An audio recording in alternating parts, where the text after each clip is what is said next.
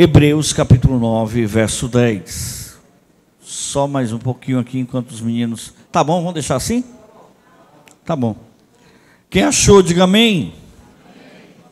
Tenta quietar agora para a gente concentrar bem. Ora, a primeira aliança também tinha preceitos de serviços sagrados e o seu santuário terrestre. Como efeito foi preparado o tabernáculo, cuja a parte anterior, onde ficava o candeeiro e a mesa e a exposição dos pães, e o chamado santo lugar, por trás do segundo véu, se encontrava o tabernáculo que se chamava Santo dos Santos, o qual pertencia a um altar de ouro para o incenso e para a arca da aliança, totalmente coberta de ouro, o qual estava uma urna de ouro contendo o maná, o bordão de Arão, que floresceu, e as tábuas da aliança. Sobre ela, os querubins de glória, que a sua sombra cobriam o propiciatório, que é a tampa. Dessas coisas, todavia, não falaremos agora, pormenorizadamente. Pai, nós lemos a tua santa, gloriosa e poderosa palavra, pedimos a iluminação do teu Santo Espírito e pedimos, ó Deus, que tu possa falar ao nosso coração. Abra o nosso entendimento agora, ó Deus da glória, ó Deus querido, para que tu possa, Senhor, falar ao nosso coração. Fala, Pai, a cada um aqui nessa noite, ó Deus da glória, ó Deus querido, e ministra, Senhor, para que nós possamos, ó Deus, entender a tua palavra e aquilo que tu tem para nossas vidas. Em nome de Jesus. Amém. Amém? Nós vamos falar sobre Cristo e o tabernáculo. Amém? Repita comigo: Cristo. Mais forte: Cristo e o tabernáculo. Conversando com o Coronel William, coronel dos bombeiros, ele me fez uma pergunta: pastor, me explique por que Deus aceitava sacrifícios no Antigo Testamento. Por que Deus, sendo santo, sendo todo-poderoso, ele aceitava sacrifícios no Antigo Testamento? E eu disse: coronel, Deus, pela sua infinita misericórdia, ele se reduziu à mente do homem de uma maneira muito didática, de uma maneira muito fácil de entender, para que o homem pudesse entender as figuras. Todo aquilo que é feito no Antigo Testamento é uma figura daquilo que vai ser revelado no Novo. Por exemplo, quando João Batista viu Jesus, ele diz: eis o Cordeiro de Deus que tira o pecado do mundo. Então o cordeiro, a ovelha que era sacrificada, ela apontava para Cristo. Tudo que está aqui tem uma simbologia, tem uma tipologia daquilo que vai apontar para que o homem pudesse entender. E na teologia ela vai crescendo na sua revelação, chamada da revelação progressiva, para que o homem possa entender. Então o homem carnal, o homem violento, o homem que sacrificava, para que ele possa entender o sacrifício de Cristo, Deus mostrou o sacrifício do cordeiro, mostrou o sacrifício dos pães asmos, todos aqueles sacrifícios, para que o homem pagão, para que o homem que não era de Deus, pudesse entender na sua mente. E ele escolhe uma família, e daquela família ele faz uma tribo, e daquela tribo ele faz várias tribos, e daquelas tribos ele faz uma nação, para ser o povo escolhido, para levar a mensagem do Evangelho. Cristo e o tabernáculo, nós vamos explicar o que significa cada uma dessas coisas. Quando Deus tira o povo do Egito, ele manda fazer um tabernáculo, e é tão interessante, queridos, que é parecido com a nossa igreja, porque as medidas eram mais ou menos 9 metros de largura com 22 de comprimento. Aqui nós temos 8 por 20. Então nós tínhamos mais ou menos o tamanho disso aqui. As nossas igrejas, e são muito parecidas com as sinagogas, que se inspiraram no templo para que pudesse reproduzir o que nós estamos aqui. Então, a nossa arquitetura, a nossa divisão de mesas são inspiradas nas sinagogas, que são escola de judeus, que por suas vezes se inspiraram no templo. Então aqui nós vamos ver algumas coisas que apontam para Cristo. E vocês vão me dar licença que eu vou sair, vou lá para fora, e os meninos vão me acompanhar e vocês vão me ver aqui no vídeo, amém? Vamos lá? Então aguarda um pouquinho, que em nome de Jesus vocês vão entender. Se alguém quiser até fechar a luz um pouquinho, né? Não precisa ser todas não, mas...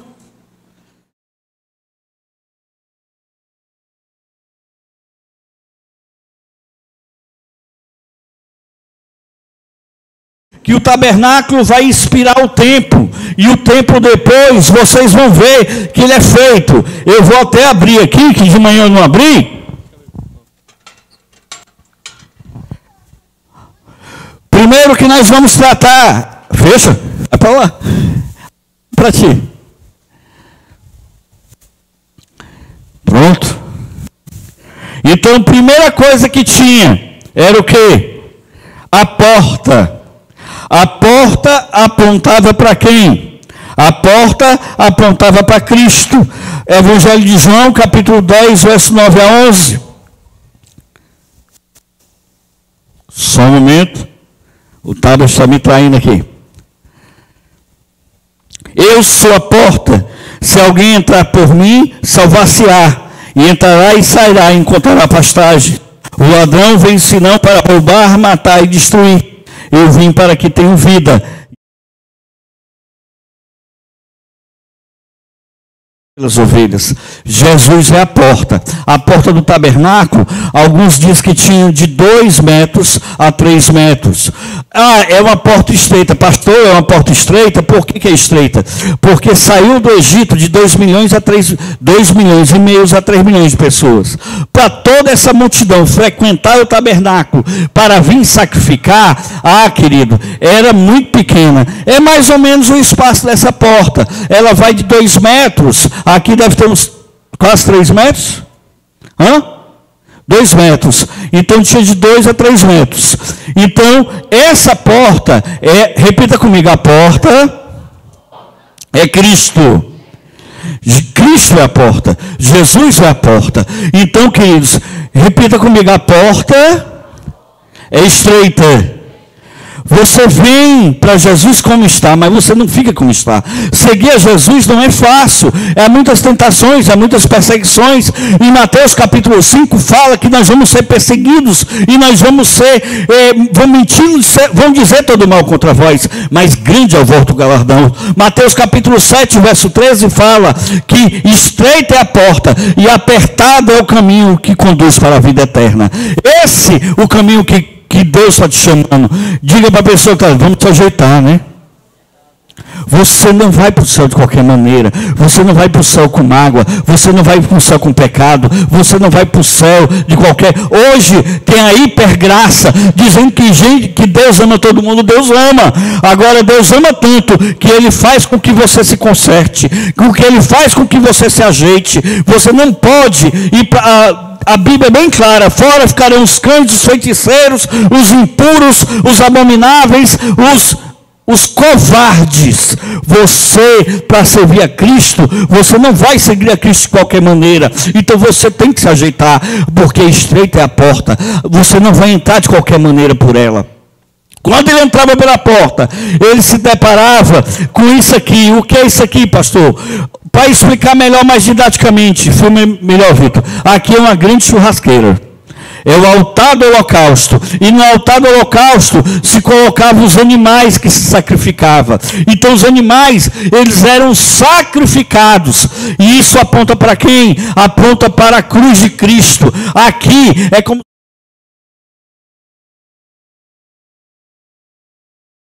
era colocado o animal aqui em cima, e aqui se imolava o animal, e o animal era sacrificado. O altar do holocausto está lá em Gálatas capítulo 3, verso 13. Cristo nos resgatou da maldição da lei, fazendo-se maldição por nós, porque está escrito: maldito todo aquele que é pendurado no madeiro. Algumas igrejas não usam a cruz, porque diz que a cruz é maldita. A cruz não é maldita. Maldito é aquele que foi para a cruz. Maldito é aquele que foi crucificado. E eu quero lhe dizer, é muito duro de falar isso, mas maldito foi Jesus por mim e por você. Jesus se fez maldito para que o povo pudesse te salvar e me salvar. Ele levou a maldição que estava sobre você. Aqui eles pegavam o animal, chamavam o Abner aqui. Abner, vem aqui, filho. O animal, ele era a que chegava aqui perto. E aqui os judeus colocavam a mão na cabeça do animal. Animal bem gordinho. E aqui ele ia sacrificar o animal. E ele, quando colocava a mão na cabeça do animal, é só um exemplo, irmãos. Colocava a mão na cabeça do animal, ele transferia, como se ele transferisse todo o pecado para o animal que ia ser sacrificado aqui por ele. Ele ia ser colocado aqui em cima. Obrigado. Vamos aplaudir o Abner, gente, pela colaboração dele. Obrigado. Cristo nos resgatou da maldição da lei, fazendo-se maldição por nós. A cruz de Cristo. Ai de nós se não fosse a cruz. Ai de nós se Jesus não tivesse morrido na cruz do Calvário. Aqui nós temos a salvação. Repita comigo todo mundo, a salvação é imediata. A Bíblia diz em 1 de João, capítulo 1, verso 7, se andarmos na luz, como ele na luz está, o sangue de Jesus Cristo, seu Filho, nos purifica de todo pecado. O sangue de Jesus era feito para nos purificar. O sangue do animal, quando Deus olhava para o homem, ele só via o sangue do inocente. E saindo do altar, que ele já tinha tido seus pecados perdoados, ele vinha aqui para a pia de bronze. Essa pia de bronze, parabéns pela criatividade do pessoal. A pia de bronze era feita para a purificação.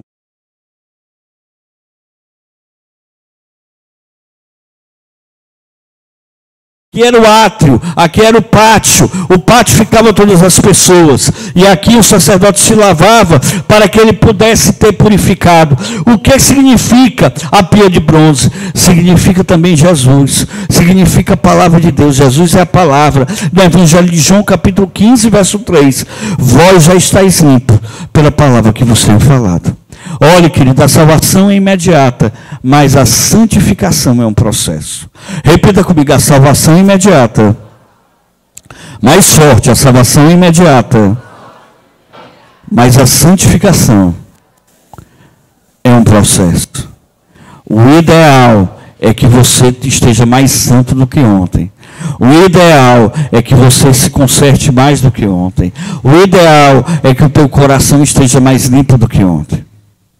Se você está caminhando e está se desmantelando, você não precisa sacrificar de novo, porque a Bíblia fala em Hebreus capítulo 11, verso 28, que ele sacrificou uma vez por todos. Mas você precisa se santificar, você precisa se purificar, você precisa da palavra para se ajeitar. Então a santificação, vós já estáis limpos pela palavra que vos tenho falado. E ele entrava, aqui nós temos uma porta de vidro, como a porta do templo. Mas a porta não era porta de vidro, era um véu. E esse véu separava o átrio, o pátio, do lugar santo. Repita comigo, lugar santo. E no lugar santo, nós, como no tabernáculo e no templo, à nossa direita de quem entrava, nós tínhamos a mesa dos pães asmos. O que significa pães asmos? Significa o pão sem fermento. Árabe, né? Eu já peguei, já tentaram comer esse pão de manhã. Não foi o Davi. Certo? Dessa vez não foi o Davi. E era como se fosse uma grande bolacha. Essa bolacha não tinha fermento, porque o pão tinha que ser feito sem pecado. E ele era colocado aqui, e ele como sacrifício, como oferta ao Senhor. Nesses copos não tinha café. Não tinha Coca-Cola. Esses copos tinham incenso. E o incenso era colocado aqui como símbolo de oração, porque o incenso na Bíblia significa oração. Então os pães apontam para onde? Apontam também para Cristo. Cristo é a chave hermenêutica da Bíblia. Cristo é a chave hermenêutica para essa questão. A mesa dos pães está lá em Evangelho de João, capítulo 6, 48. Eu sou o pão da vida. Esse pão, ele simboliza o quê? Ele simboliza a comunhão entre mim e você. Como chamado na Igreja Católica de Eucaristia. Significa a comunhão do corpo de Cristo. Se você não comer o pão e não beber o sangue, você não é digno do Senhor. Na ceia, Deus nos coloca num imprensado muito grande, numa sinuca de bico. Se eu não sei, eu estou negando ao Senhor Jesus. Se eu sei em pecado, eu morro.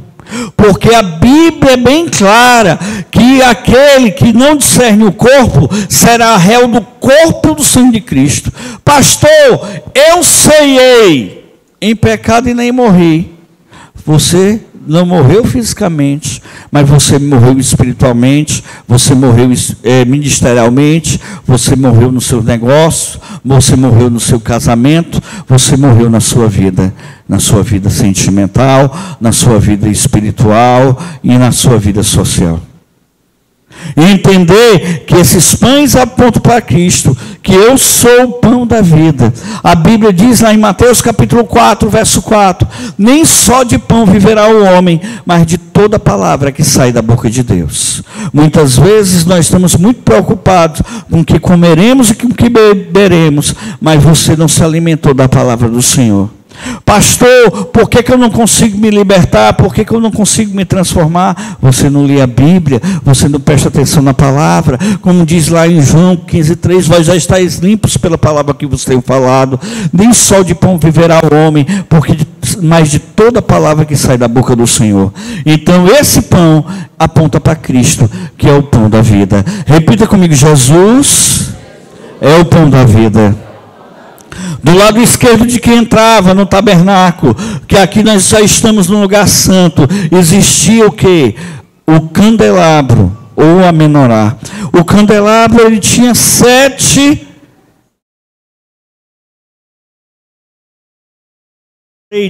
O azeite era colocado para várias coisas. Uma delas era a iluminação. E se colocava e se acendia aqui. Esse fogo tinha que ser contínuo. Esse fogo tinha que ser permanente. Esse fogo não poderia se apagar. Os 7 fogos significam também os 7 Espíritos de Deus. Aqui também simboliza o Espírito Santo de Deus. Aqui também simboliza as igrejas, as 7 igrejas do Apocalipse.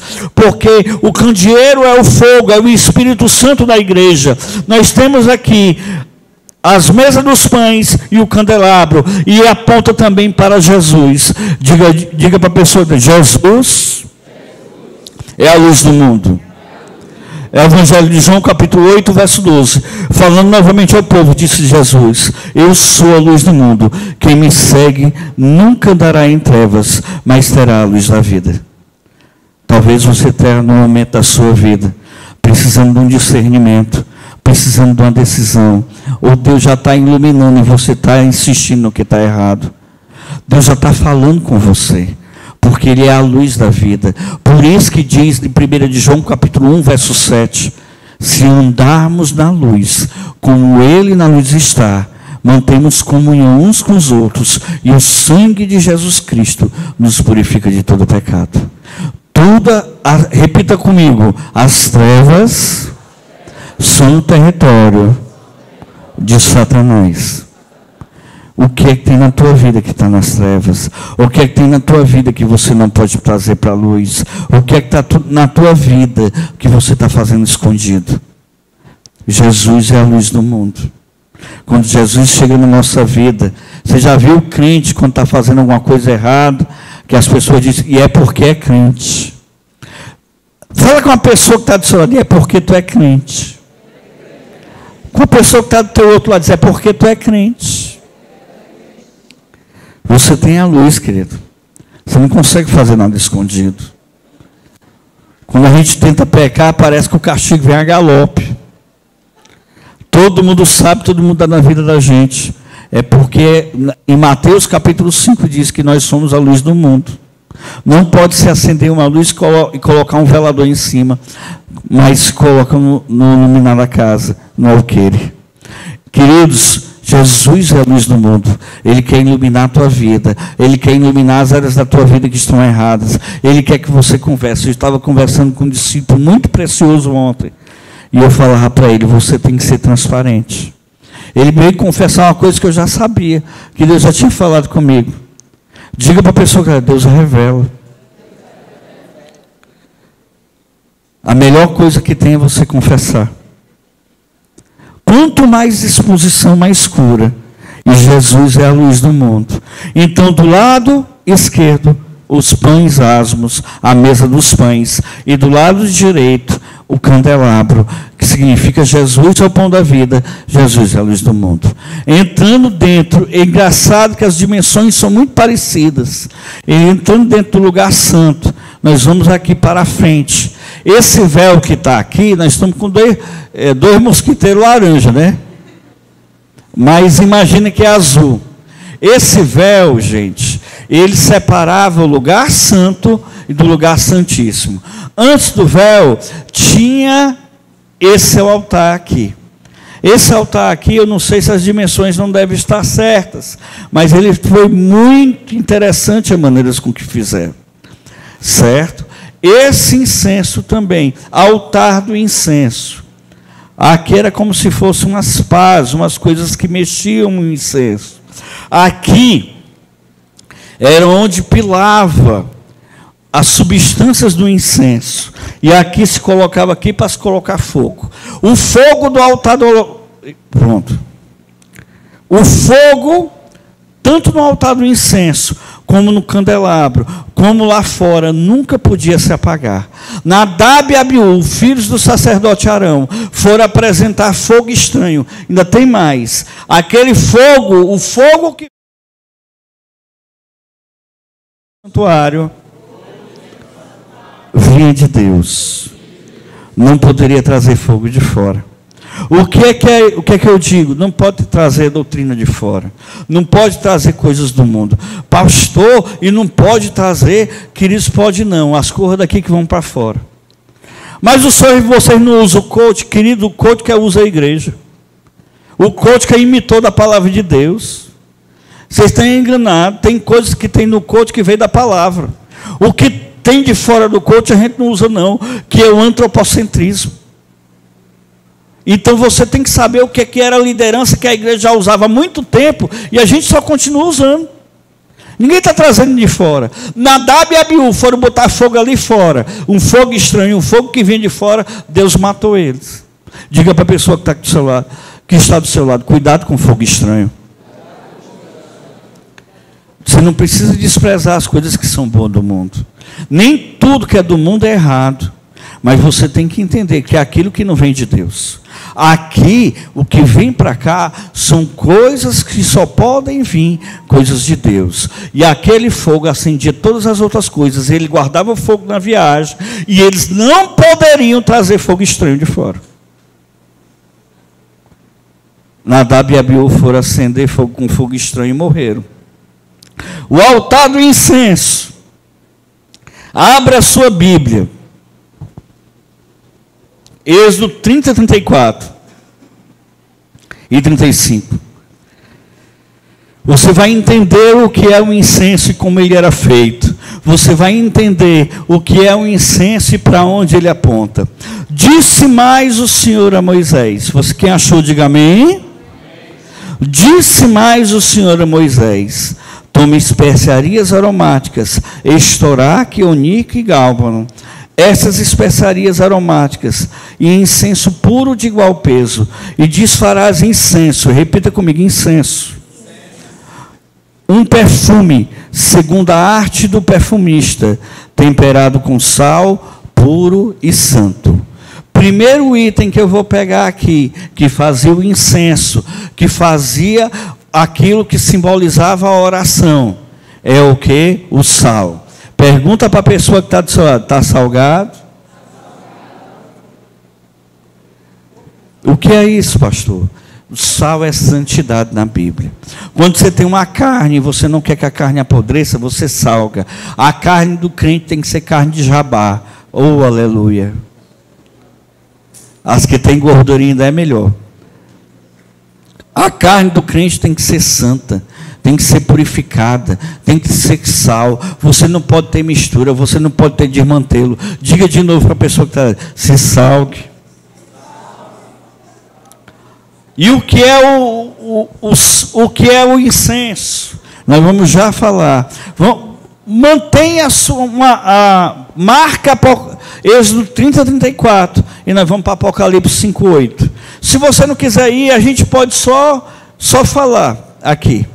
E quando tomou o livro, e os 4 seres viventes e os 24 anciões, postrados diante do Cordeiro, tendo cada um deles uma harpa e taças de ouro de incenso, que são as orações dos santos. Repita comigo: incenso é a oração. Gente, quem já passou ali na 24 de maio, naquelas casas de Umbanda, naquelas casas de Macumba, não estou com preconceito aqui, só estou falando, por favor, certo? O cheirinho agradável, você com fome ali, com aquele cheiro. Qual é o cheiro? De incenso. O inimigo, ele imita aquilo que é de Deus. Na igreja católica também tem aquele incenso que fica balançando assim, né? Com a fumaça. Esse incenso é que essa fumaça que estava continuamente acesa eram as orações. E incenso, a oração, em primeiro lugar, tem que ter santidade, é sal. Pergunta de novo: está salgado? Depois nós temos o gálbano, o que são folhas de junco. É uma folha aquática, um caniço, que eles juntavam vários, torciam e quebravam para sair a substância chamada gálbano. O que é isso? Quebrantamento. Diga para a pessoa que está do seu lado: Deus não atende orgulhoso. Tem gente que se acha. Tem gente que é tão orgulhoso que não quer perdoar o pai, que não quer perdoar a mãe, que não quer perdoar o irmão, que se acha melhor do que os outros. Oh, meu Deus. Deus resiste aos soberbos, mas dá graça aos humildes. Tiago 4,6. Salmo, verso... Espírito gago sai. Salmo 51, verso 17. Uma coisa não desprezarás o Senhor teu Deus, um coração compungido e quebrantado não desprezarás. Quando as coisas começarem a dar certo para você, quando você estiver sendo afamado, o seu nome estiver crescendo, você lembra de uma coisa: pega e dá toda a glória para Deus, amém? Porque se você se orgulhar, meu irmão, você vai se quebrar. Porque se você se orgulhar, a graça de Deus prepara, deixa de reter. Quando você se achar que você é alguma coisa, lembra como o Tiago falou que nós somos uma neblina, que um vento dá e a gente desaparece. Se você se achar mais santo que alguém que está em pecado e atolado no pecado, você ora por aquela pessoa, não fala dela não. Porque Deus resiste aos soberbos e dá graça aos humildes. A Bíblia também diz lá em Pedro que sujeitai-vos debaixo da poderosa mão de Deus, para que a seu tempo Ele vos exalte. Você tem que se humilhar na presença de Deus. Deus resiste. Você sabe o que é? Deus está doido para abençoar, mas a gente está se achando, eita, se eu der, Ele vai se quebrar. Muitas vezes nós não somos abençoados, porque nós não temos capacidade de receber a bênção do Senhor. E preste atenção, quando a gente decide se santificar para Deus, você já prestou atenção nisso? Sal, me santifiquei, me separei, começa a vir a perseguição.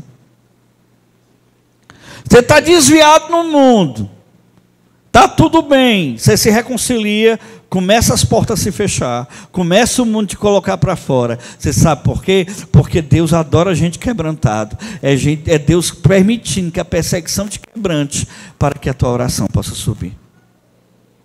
Depois nós tínhamos a onica, que é a resina do cedro do sul da Síria. E essa resina do cedro, igual a resina do cajueiro, se juntava com o quê? Se juntava com sal, se juntava com gálbano, se juntava com a resina. E a resina é o quê? Espontaneidade. Está sobrando dinheiro, a gente começa a ficar mais duro de coração. Está todo mundo com saúde em casa, a gente começa a ficar mais duro de coração. O louvor já não é mais o mesmo, a palavra já não toca mais. Menino, quando vem uma luta, a gente começa... Aí vem aquela oração que você nem fala, só chora. Que é com gemidos inexprimíveis. Só geme. Como diz o Mato Nascimento, vai chorando, geme e chora. Todo louvor é bom, toda palavra Deus fala com você. Você sabe por quê? Porque quando a gente se santifica e a perseguição vem, você é mais espontâneo na presença de Deus. Você para de criticar a pregação, você para de criticar a igreja. Eu estou cansado. Não, você está cansado não, você está de bucho cheio. Você está cansado não, você está com as contas em dias. Você está cansado não, você está orgulhoso mesmo. Diga para a pessoa que está dizendo, deixa que Jesus quebranta.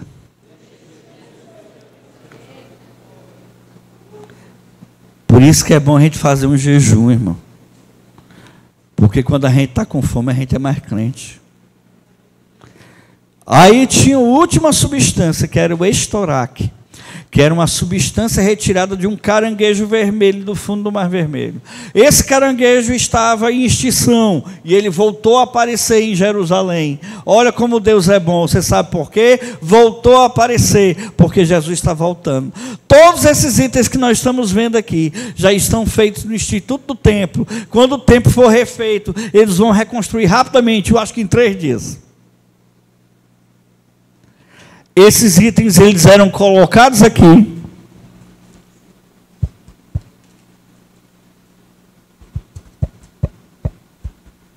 para fazer o incenso. E como nós dizemos em Apocalipse 5:8, esse incenso é oração, e ele ficava subindo. E esse incenso, pastor, esse incenso não aponta para Cristo, não aponta, você vai já ver. Hebreus 7:25. Por isso também pode salvar totalmente os que por ele se achegam a Deus, vivendo sempre a interceder por eles. Você sabia que Jesus está até hoje intercedendo por você? Quem entregou a vida a Jesus, levanta a mão. Você sabia que dia e noite Jesus está intercedendo por você? Por isso também pode salvar totalmente os que por ele se chegam a Deus, vivendo sempre a interceder por eles. 1 Timóteo capítulo 2, verso 5, diz o seguinte: porque há um só Deus e um só mediador entre Deus e os homens, Cristo Jesus homem.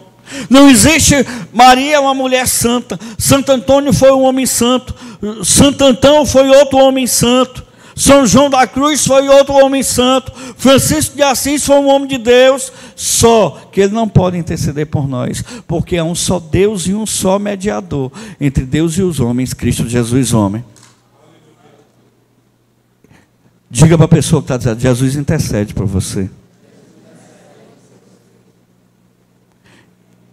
O altar do incenso também aponta para Cristo, que vivia a interceder por você, que vive a interceder por você. Tudo que nós vimos até agora aponta para Cristo. E vamos agora para o véu. Lembre-se, não é laranja, é azul. Cadê o véu, Davi? Mostra o véu, mano. Aqui nós estamos com um mosquiteirinho porque... É o quê? É mosquiteiro. É porque minha filha, se eu soubesse o que é isso aqui, era meio estranho, né? Dizer, nossa, aqui é uma onça. Aí corre. Isso aqui, então, essa tela, né? Essa tela laranja é como se fosse azul. Na realidade, ela é bem fininha, porque a gente tem que ter a transparência. Esse véu, na realidade, ele tinha 4 polegadas, que dá 10 centímetros de espessura. Cadê? Já tirou, mano? E o que é que aconteceu? O véu. Mateus capítulo 27, verso 50. Depois de ter bradado em alta voz, Jesus entregou o seu espírito. Na cruz, Jesus entrega seu espírito. E naquele momento, na hora que Jesus morreu, o véu se rasgou em duas partes, de alto a baixo. A terra tremeu e as rochas se partiram. Queridos, preste atenção. Vou botar aqui, vai dar certo. Não, cai não. Cai não. Preste atenção. Por trás do segundo véu se encontra o tabernáculo, que se chama o Santo dos Santos. Hebreus capítulo 9, verso 3. Preste atenção aqui. Esse véu, não tira o véu não, deixa o véu. Cadê o véu? Esse véu, ele tinha 10 centímetros de espessura. Ele era um linho prensado, imprensado. Flávio Joséfo diz que todo ano ele era trocado, para que ele não era fácil de se rasgar. Esse véu era novo, ele não ficava velho, ele ficava aí um ano só. E todo ano eles trocavam. Eles pegavam 2 cavalos fortes, amarravam de um lado, outro do outro. A dimensão é quase essa. Eram 9 metros. Aqui é 8, 7 alguma coisa. Então, 9 metros. Eles colocavam 2 cavalos para tentar rasgar esse véu e não rasgavam. Na realidade não era um véu. Na realidade era uma grande cortina grossa que fazia a separação do lugar santo. Repita comigo, lugar santo. Aqui só entrava sacerdote levita. Aqui só entrava um homem, o sumo sacerdote. E ele tinha na sua roupa, o Abner estava até com essa roupa ontem, que tinha um éfode aqui, cheio de pedras. Depois a gente explica a simbologia disso. E ele só entrava o sacerdote no Santo dos Santos. E ele entrava com a corda amarrada na cintura. Na sua roupa tinha sinos embaixo. Até na roupa do Abner acho que tinha alguma coisa parecida. Esses sinos era para mostrar que ele estava vivo. Ele tinha que entrar aqui. E ele entrava para servir em cima do propiciatório, que era a mesa, que a arca estava aqui dentro. E ele ficava todo o tempo se mexendo aqui. Se ele parasse de se mexer, os sinos paravam e eles puxavam, porque era o seguinte: o sacerdote, ele fazia um sacrifício especial por ele e por toda a nação. Se ele entrasse aqui em pecado, Deus o matava. Diga para a pessoa que cuidado, o pecado mata. Romanos capítulo 6, verso 23 diz: porque o salário do pecado é a morte, mas o dom gratuito é a vida eterna. Pastor, o senhor está dizendo que como é que o senhor fala isso? Queridos, pelo amor de Deus, diga para a pessoa que chumbinho mata. Pecado também. Mata o casamento, mata a tua vida, a tua vida espiritual. Tem gente que vai aí para as festas, sai transando feito louco, pega uma doença, morre. Tem gente que pega mulher alheia, mulher casada, a Bíblia diz que cheira a morte. Uma coisa que meu pai chegou para mim e disse: meu filho, não chegue perto de mulher casada não. Aí eu disse: eu pai, nem a minha. Não, na sua pode. A sua pode. Diga aí para o rapaz que é casado, a sua pode. O salário do pecado é a morte. O sacerdote, ele entrava aqui, ele ficava passeando não, andando, se mexendo. A Bíblia diz que enchia uma fumaça no Santo dos Santos. E aqui só entrava uma vez por ano o sumo sacerdote. E esse véu que separava o lugar santo do lugar santíssimo, ou Santo dos Santos, ele se rasga na morte de Jesus de alto a baixo, simbolizando o quê? Que foi Deus que fez essa separação. Hebreus capítulo 9, verso 3. Por trás do segundo véu se encontra o tabernáculo, que se chama Santo dos Santos. Agora, o que é que significa o véu? Hebreus capítulo 10, verso 19. Tendo, pois, irmãos, intrepidez de entrar no Santo dos Santos, pelo segundo sangue, pelo novo e vivo caminho, que nos consagrou pelo véu, isto pela sua carne. O véu também significava Cristo, que morreu por mim e por você. Você pode aplaudir o Senhor Jesus?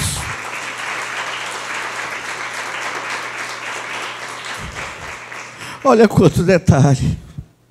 Olha quanta mensagem escondida no Antigo Testamento. Tudo mostrando que Jesus morreu por mim e por você. Você está vendo quanto você é amado? Aqui não é hipergraça não, irmão. Aqui está mostrando que você foi salvo pela graça, mas não de graça. Foi um alto preço. Antes de morrer, Jesus gritou em aramaico: Eli, Eli, lama sabachthani. O que é que ele estava dizendo? Deus meu, por que me desamparaste? Porque Deus não conseguia olhar para Jesus, porque ele estava com o meu e o seu pecado nele. E Deus é santo, santo, santo. Deus virou as costas para Jesus por mim, por causa de mim e de você. E a dor foi tão grande que o véu se rasga de alto a baixo. Mas quando esse véu se rasga, o que é que acontece? Nós podemos entrar aí agora. Ele entrava ali para interceder por nós. Eu vou dar um spoiler de outros seminários que eu vou dar aqui. O sacerdote, o sumo sacerdote, quando era consagrado, ele tinha sangue na ponta da orelha, na ponta do dedo e na ponta do pé. Você sabe por quê? Porque ele consagrava a sua orelha para ouvir o povo. O seu pé para andar no reto caminho, o sacerdote tem que ser correto. E a sua mão para poder cuidar das coisas de Deus com honestidade. E ele ouvia o povo e orava a Deus. Todas as vezes ele entrava aqui, uma vez por ano, para interceder pelo povo. A partir da morte de Jesus, o véu foi rasgado. Diga para a pessoa que está dizendo: o véu foi rasgado. 1 de Pedro, capítulo 2, verso 9, diz que vós sois raça eleita, sacerdócio real, nação santa, povo de propriedade exclusiva de Deus, a fim de anunciardes aquele que vos chamou das trevas para a sua maravilhosa luz. Diga para a pessoa que está dizendo: você é sacerdote. Você não precisa mais do sacerdote para interceder por você. Eu não posso pedir oração seu. Não pode, eu oro. É bom orarmos um pelos outros, mas nós não somos mais impedidos de chegarmos a Deus. Não tem mais que orar para o santo tal, para o santo tal, para o santo tal, fazer promessa para o santo tal para chegar a Deus, não. Você tem acesso agora a Deus através do Santo dos Santos. Amém? Repita comigo: o véu aponta para Cristo. Entrando aqui no Santo dos Santos.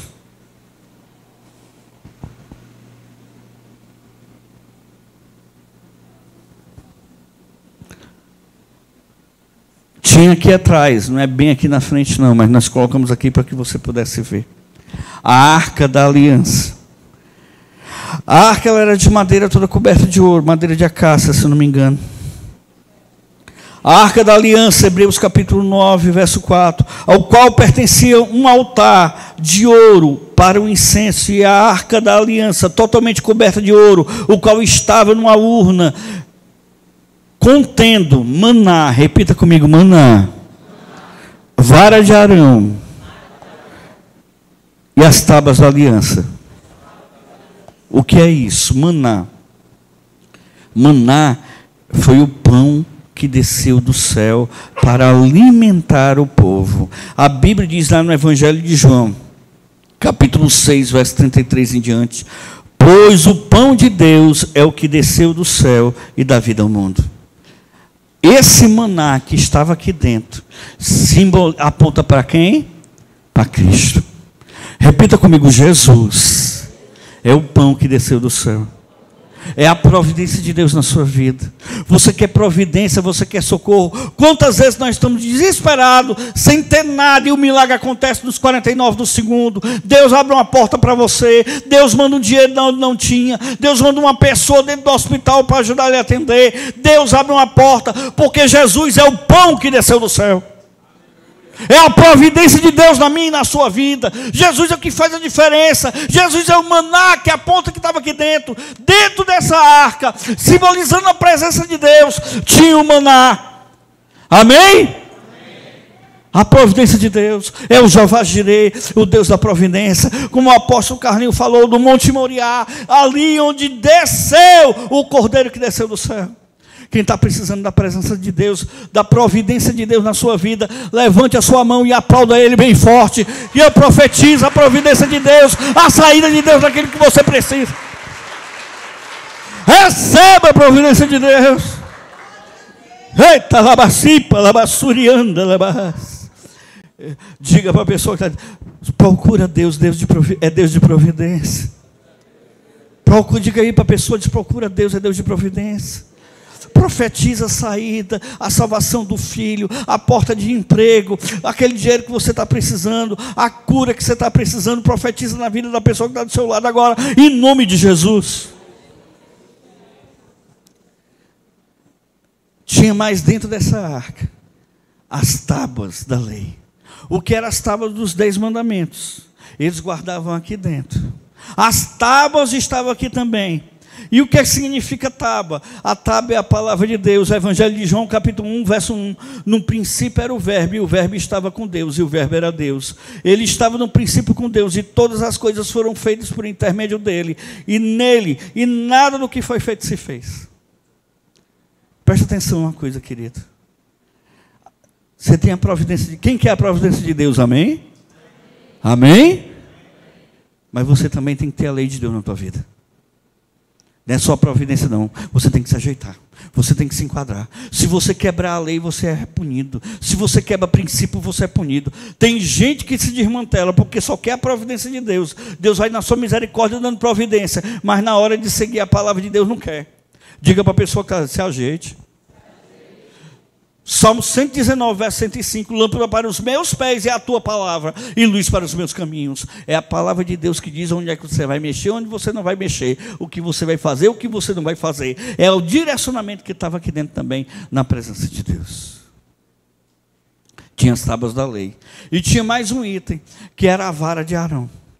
O que é a vara de Arão? Era uma vara. O cajado era assim, a vara era reta. E a vara de Arão teve algo interessante, que a vara de Arão foi colocada numa cerca no momento, e a vara, sem estar plantada, sem estar numa árvore, ela floresceu. Eu quero lhe dizer que a presença de Deus traz milagres na nossa vida. Quem está precisando de um milagre aqui, aplaude e glorifica Ele, porque Deus está aqui nessa noite.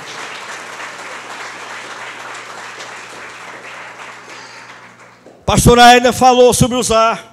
A arca foi levada num carro de boi. A arca não é aceita, foi levada no carro de boi. Só quem pode levar a arca é levita. Só o levita que podia botar a arca nos ombros, porque só quem podia tocar na arca era da tribo de Levi.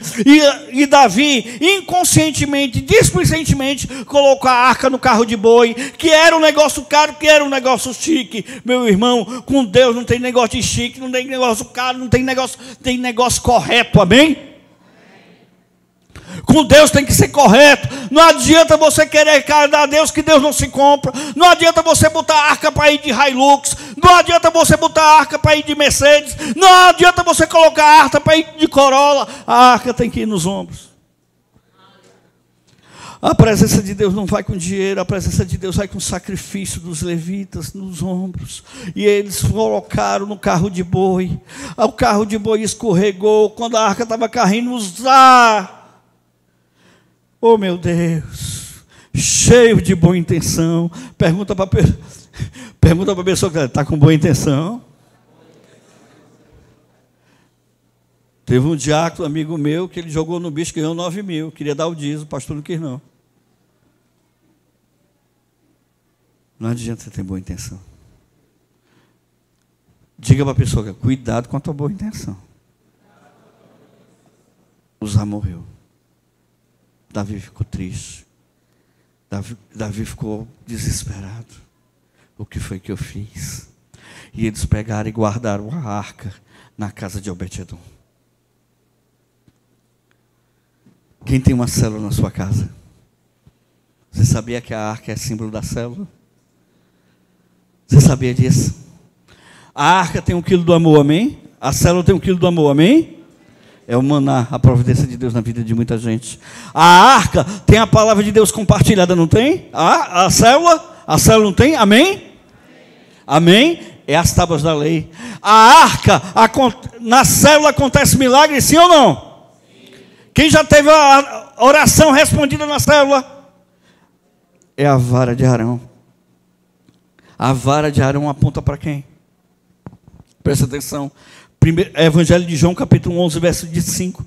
Disse-lhe Jesus: eu sou a ressurreição e a vida. Aquele que crê em mim, ainda que morra, viverá. Quem vive e crê em mim, não morrerá eternamente. Você crê nisso? A vara floresceu sem estar plantada. Jesus morreu e Jesus ressuscitou. Assim como nós vamos ressuscitar com Ele. A vara também aponta para Cristo. Tudo aponta para Cristo. A porta aponta para Cristo, que Jesus é a porta. O altar do holocausto aponta para Cristo. O cordeiro que foi sacrificado, Gálatas 3,13, que diz: maldito todo aquele que for pendurado no madeiro. Os pães asmos, os pães da propiciação, o altar dos pães, a mesa dos pães, aponta para Cristo, que é o pão que desceu do céu. O altar o candeeiro aponta para Cristo, que é a luz que desceu do mundo. A luz que ilumina o mundo. Eu sou a luz que ilumina o mundo. Quem me segue não andará em trevas. O altar do incenso aponta para Cristo. Hebreus 7,15, que está intercedendo dia e noite por você. Diga para a pessoa que Jesus está orando por mim. O véu que foi rasgado aponta para Cristo quando Cristo morreu. Que quando o véu, Jesus bradou, entregou o seu espírito, o véu foi rasgado, aponta para Cristo. E a arca da aliança, que tem o maná, que é o pão que desceu do céu, que tem as tábuas da lei, que é a palavra de Deus, que tem a vara de Arão, Jesus que ressuscitou o milagre de Deus na sua vida. Eu não sei o que é que você está precisando, irmãos, mas eu quero lhe dizer que Jesus na tua vida, Ele traz a providência que você precisa. Jesus na tua vida, Ele traz também a orientação que você precisa. Não adianta você querer a coisa certa fazendo a coisa errada. Porque que Deus não dá tudo assim. O cristianismo não é mágica. Oração não é mágica. Oração em princípio é você plantou e você colheu. É as tábuas da lei, é a palavra de Deus. Ai pastor, eu quero ser feliz, minha mãe é chata. Você desonra pai e mãe que quer ser feliz. Vai viver pouco e vai viver ruim. Onde é que está isso? No mandamento com promessa. E o milagre de Deus na vara de Arão. Está tudo na presença de Deus na sua vida. Agora eu quero lhe dizer uma coisa. Tem uma coisa que não aponta para Cristo. Sabe o que é? É o local. Todo esse local aqui, o tabernáculo, aponta para quem? Olha para a pessoa que está do seu lado. Diga aí para a pessoa, é para você. Abra a sua Bíblia em 1 Coríntios capítulo 3, verso 16.